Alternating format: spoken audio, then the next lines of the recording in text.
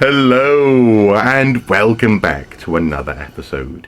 Indeed, welcome to a hard-won moment in my life. I've been struggling with this video for months now, getting something out of my head and into some sort of moldable, videoable form to present to you has not been an easy task, but we'll cover some of the reasons for that in a moment.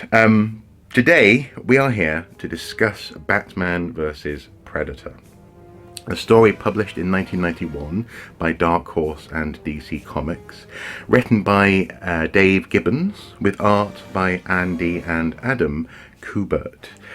This story is simultaneously a brilliant genre piece. It encapsulates so many things that I love: horror, Batman, Predator, those 80s movie aesthetics and sensibilities, but also, for me at least, and on my particular journey with the Bat, this story feels derivative.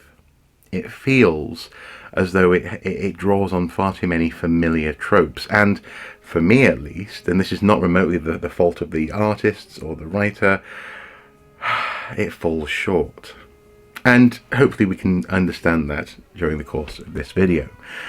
You see, the story starts out so strong. On the edge of Gotham City, there is a junkyard. And in that junkyard, there's a trailer. And in that trailer, there's a man drinking a beer, watching a title fight.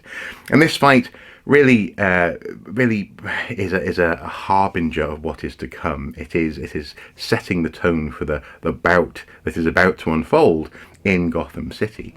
The whole thing is framed and almost filmed, storyboarded, as it were, like a film opening. It's got a cinematic quality. It feels like a horror movie. You have the slow approach to the caravan, the understanding that there's something just outside. What's going on? The dog notices that there's a noise, and before you know it, the monster has struck. Something has arrived in Gotham, and it's taking an interest in the battle that it's witnessing on TV.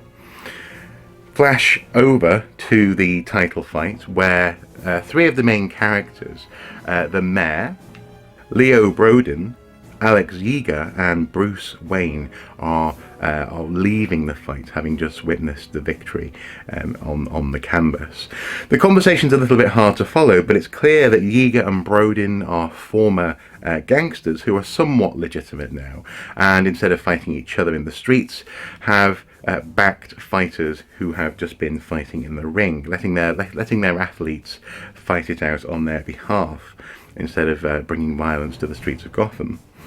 Now, the champion of this bout is singled out by the Predator, and the Predator goes after the new champion of Gotham, called Marcus King, Yeager's man, in the penthouse at the Plaza Hotel, in a scene which is reminiscent of, I suppose, Terminator's opening scenes, where the Terminator is in the flat shared by Sarah Connor's housemate and her boyfriend, but also it has tonal elements which are very reminiscent of Predator 2, when the Predator is taking out the Jamaican gang. The use of that net, that delightfully horrible net in that sequence, stands out.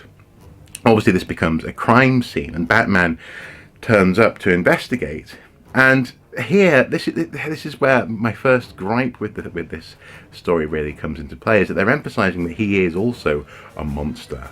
In that sense, he's another contender within the city for the Predator to take note of. But the art is clunky, it's boxy, and I don't know if this is a deliberate decision to try and emphasise his physical presence, but I'm not necessarily a fan. Gordon thinks that this is a mob rivalry thing, and Batman goes to intimidate Brodin and company at his gym, because they're commiserating each other after losing the fight, in order to try and avoid a gang turf war.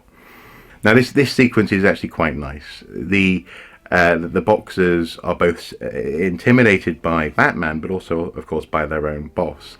He orders them to attack the Dark Knight, and of course Batman dispatches them in short order and makes his point. And in doing this, he rises even further up the ranks. Not only does he has a physical presence, but also now a fighting presence, which has brought him to the attention of the Predator, who was watching the crime scene. You know, the criminal always returns to the scene of the crime.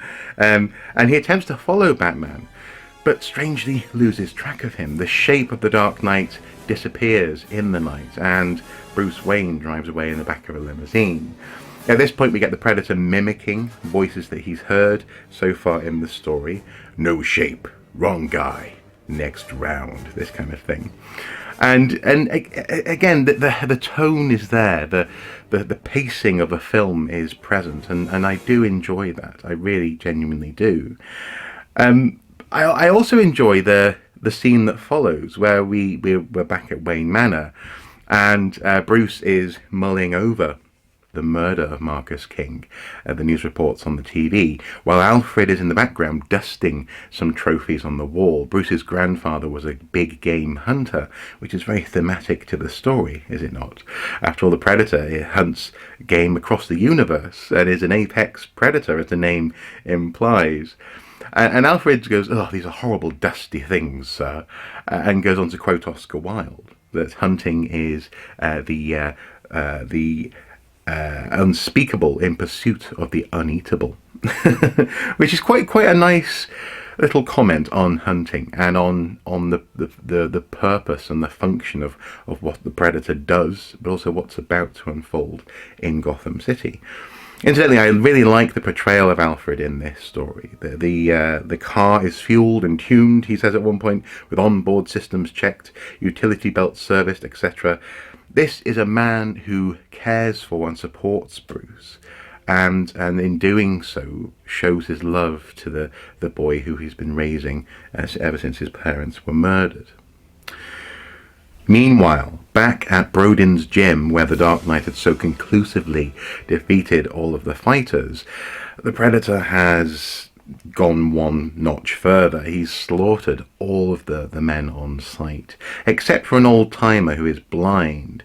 And he describes the sound of men screaming and a sound like his daddy scything corn, which is so descriptive, that sort of kind of noise, which undoubtedly would have been the sound of people being chopped in two by the Predator's wrist blade, is evocative. It gives that extra little sort of sensory element to the carnage. And actually here we see that the Predator is continuing to mimic other people. He apparently was heard to say "open season" in the Batman's voice, so now he's mimicking the Dark Knight himself. And here we see the Batman as a detective, taking samples, carefully examining evidence, and through this story, Alfred is also helping with the forensics as well. And deepening this relationship between Bruce and Batman and Alfred as a mentor and also as support, technical support for the Dark Knight's crusade. It's not until the old guy mentions that he used to be a fighter as he's being led out of the building that he's suddenly killed by a plasma bolt, a shot from the rooftops, and SWAT opens fire at the spot where the shot came from, in a scene mirroring, of course, the famous jungle decimation in the original Predator.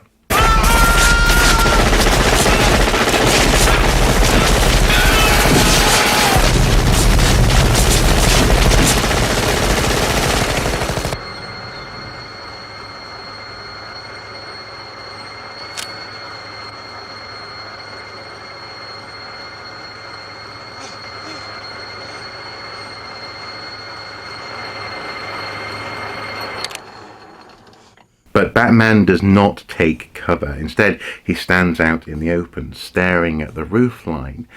He is a non-combatant. He doesn't have a weapon on him. And despite a laser pointing at his chest, he is not taken out by the Predator. He states that he's starting to understand the rules. It was only when the old man mentioned he had been a fighter that he became a worthy adversary for the Predator.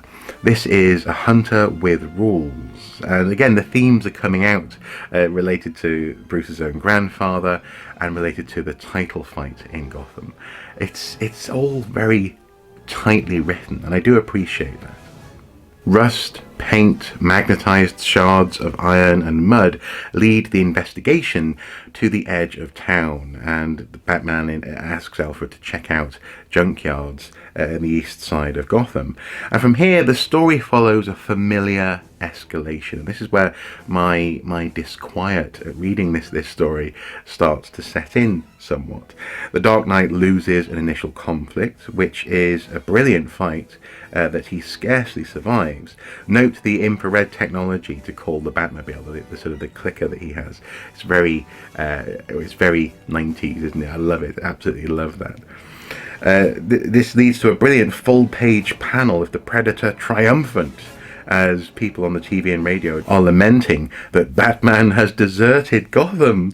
This is iconic, and it's a sort of pose that we see, especially for example in Predator 2, where the Predator is in the urban jungle and is triumphant in that environment. The Dark Knight goes into recovery, suits up in a prototype suit for the big conflict, which we have seen in many other places, and this is where the familiar tropes start to come in. We've seen it in film, we've seen it in cartoon form, we've seen it in the comics and various places, and also as well, of course, we see it in the toys. Batman has arguably more suits than Iron Man at this point, but there was something at this point additional to that actually halted me in my tracks. Something of a nagging doubt was really bothering me, and this is what actually halted my presentation of my thoughts on this book for a good, I don't know, half a year almost, until finally it clicked. And that is that I've read this escalation before in the form of my first ever Batman graphic novel, the Knightfall Saga. In that story, we have a hulking, dangerous figure who comes to Gotham, who fixates on an icon of fear and power in the Bat, who studies his adversary from the rooftops, and eventually beats the Bat to within an inch of his life. Alfred even gets to draw a gun on Bane, or indeed the Predator, which is another common motif that we've seen in other stories. And eventually, the adversary, Bane, the Predator, is overcome, though in fewer pages in this case than it takes in Knightfall. Knightfall truly is a saga where the rogues gallery is let loose on the Dark Knight to wear him down to the point that Bane can take him on. In this story, the Predator is much more of an immediate and overwhelming threat, strangely enough, than Bane was. Which again is interesting, because Bane is set up as being the strongest, most physically present threat to Batman that he's ever faced. Now, of course, the Knightfall Saga was written in 1993, 1994, what was published in those years, 2 or 3 years following this story. So technically, really, the Knightfall Saga is cribbing from Batman vs. Predator. But for me, because of my particular approach and my particular journey through the stories of the Dark Knight, it's the other way around. It feels as though Predator is riffing on something from the Knightfall stories, and that slightly took away from the experience. As soon as I realised that, I was a bit disappointed. Now, the thing is, you might ask why, in so much as that's a very common Batman motif, as we've identified, and it's something which arguably lazy film writers have relied upon. Batman Supreme, Batman Defeated, Batman Overcomes, Batman Supreme. You know, this is actually probably a fairly common superhero movie trope as well. But in this story, I think what bothered me is the fact that I was expecting something a bit different, a bit more juicy. In Batman Aliens, for example, there are some similar tropes in that. The first encounter with the alien doesn't go too well, but he learns from it quickly. He does get a special suit to fight the xenomorph, which is arguably, as with the Predator, entirely justifiable. Arguably even more justifiable than when he's facing simply a venomed up, a roided up human being in the form of Bane. But because Bane is so methodical and iconic, and so carefully laid the groundwork for his defeat of the Dark Knight, it feels a little bit as though Jean-Paul Vallée's suit in that saga, and then of course Batman returning with a rebuilt body as much as a rebuilt suit, was warranted. And it felt like less of a gimmick. It felt much more of a character driven requirement in order to overcome the challenge. And so I'm sort of left slightly torn on this story. And so what do you think? Am I being unfair in comparing this story to one that was published 2 or 3 years later? Probably. I've heard that Batman vs Predator 2 is okay, and Batman vs Predator 3 is downright best avoided. So I'm not going to go delving any further into these stories, because the first one is good and it's worth reading, and I'm glad that I have it. But it doesn't, I suppose it doesn't quite go far enough on the Predator Xenomorph mythos, perhaps. Maybe that's the issue here, is that it feels like something that could be a Bane story. It's not so much necessarily about its originality, but it's about the way that the Predator is almost reduced down to being simply a meta, almost like a meta humanoid, which it is, of course, as opposed to a truly alien encounter. This is the Batman's first encounter with this Predator, and he overcomes it in relatively mundane fashion. Perhaps that's the issue here. Perhaps that's the problem. Whereas in Aliens, Batman Alien and then Aliens, there's a learning curve, there's an encounter with the bizarre. There's also some good genre bending as well going on. In Aliens in particular, there's a sort of a, weird science, Lovecraftian, old Frankenstein type of feel to the lab at the beginning of that story, and the extension into the Antarctic and so on and so forth, that Batman vs Predator kind of avoids. This is a Gotham story, it's a Batman story with Predator in it. And maybe that's the thing, it's not a Predator story with Batman in it.